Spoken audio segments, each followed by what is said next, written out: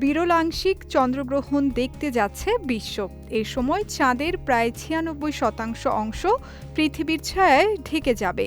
খবরটি নিশ্চিত করেছে মার্কিন মহাকাশ গবেষণা সংস্থা নাসা।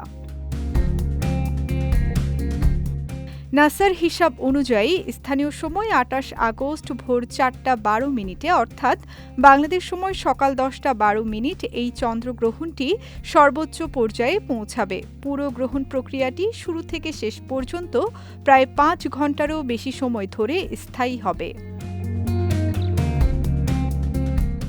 উত্তর আমেরিকা ও দক্ষিণ আমেরিকা মহাদেশের প্রায় সব অঞ্চল থেকে এই মহাজাগতিক দৃশ্যটি পূর্ণাঙ্গভাবে প্রত্যক্ষ করা যাবে। এছাড়া ইউরোপ ও আফ্রিকার কিছু অংশ থেকে চাঁদ ওঠা বা ডোবার মুহূর্তে গ্রহণের আংশিক রূপ দৃশ্যমান হবে। ভৌগোলিক পার্থক্যের কারণে বাংলাদেশে তখন সকাল হওয়ায় এই চন্দ্রগ্রহণ দেখা যাবে না।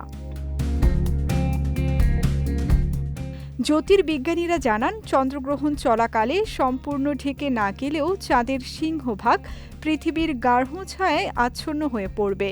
সূর্যরশ্মি পৃথিবীর বায়ুমণ্ডল ভেদ করে ফিল্টার ও প্রতিসরিত হওয়ার কারণে ছায়াবৃত চাঁদটি তামাটে বা লালচে বর্ণ ধারণ করবে।